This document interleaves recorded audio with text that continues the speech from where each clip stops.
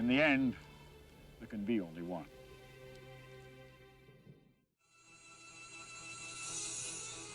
Hey folks, this is a response to MaximumRD's question. There can be only one.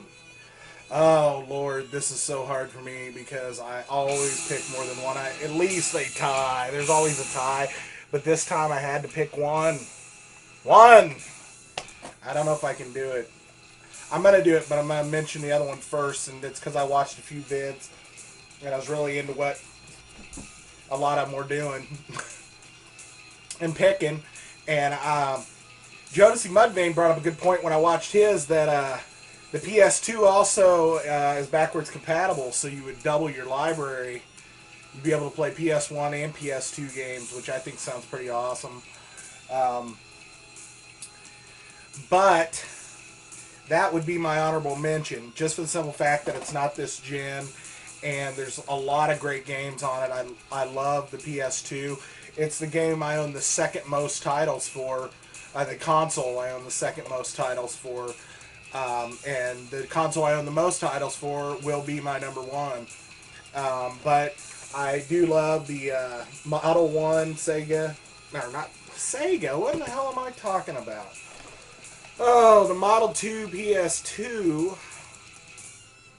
And this ain't even the Model 2, it's the Model 1. This is totally fucked up, folks. You shouldn't even listen to me. Okay. Model 1 PS2. This is my favorite one. I've had a couple of these in its day. My original one I gave to somebody when I bought my Slim, and I regretted it almost immediately. Not because the Slim's a bad machine, but it just ran really hot, and I always liked my bulky, chunky PS2, so I shouldn't have traded it off. But anyway, it's time to talk about number one. Get to the heart of the matter. And that would be the number one system. The reason why I chose this system is because the question was posed, collect and or play for the rest of your life. And playing, I don't know, playing it might be more enjoyable and pleasing to the eye to play a newer gen system like a PS2. Also, there's a lot of great titles on the PS1 and PS2. But I look back on it, and I'm going to have to go with the 8-bit NES. Just because the library is so huge, close to 800 or more titles. I have 180 something myself, and I still look to pick up titles here and there. I know at least a dozen I'm still got my eye out for. And it's just a huge library. Here, let's check it out again.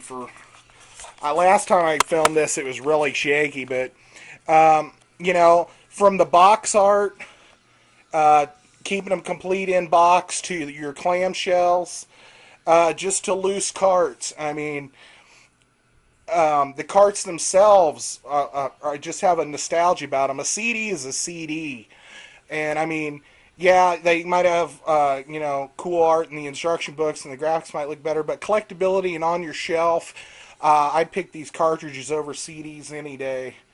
And my only stipulation in this would be is if I have to pick this and only this for the rest of my life, I have to be able to buy new pin connectors so I can play it for the rest of my life. Because if one of these craps out, I guess I could just keep buying Nintendos with pin connectors in them for the rest of my life. But I prefer to do the repair myself, so as long as I was able to keep it running and collect for this machine, I would be a happy man. And some of you might have thought I would have said the Sega CD. I do love the Sega CD, and I know it's not even in my top 2 here. But the reason why that is I love it for nostalgic reasons. There's a few great titles on the Sega CD. Many good titles, a lot of average titles, and some that really just aren't even worth your time. So, I mean, it's really a lot of ports and average games, but there are some unique and good titles if you hunt around, and it's an awesome system as well. Honorable mention, buddy. Anyway, I think that about does it. I'm going to try to keep it short. This is short for me, like 5 minutes and something, so I don't know. This would have to be it. It would have to be numero uno. I could try to collect them all in box. I could try to collect no clips still. I could try to collect, all sorts of stuff for this beast. So I just, from a collecting and then playing, I mean, the games, when you play them, they're not overly difficult. Some of them are difficult. Some of them are really difficult, like Ghosts and Goblins, but there's something in there for everybody. It's just a huge mixed bag. There's role playing games, there's established genre titles, there's unique character titles for the Nintendo. I mean, shit, this system bailed out video games in the 80s when they were going down the toilet. So, I mean, I got to go with my Nintendo.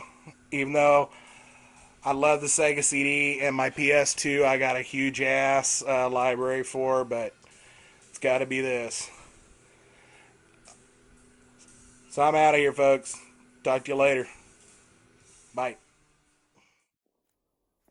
I have something to say. It's better to burn out than to fade away.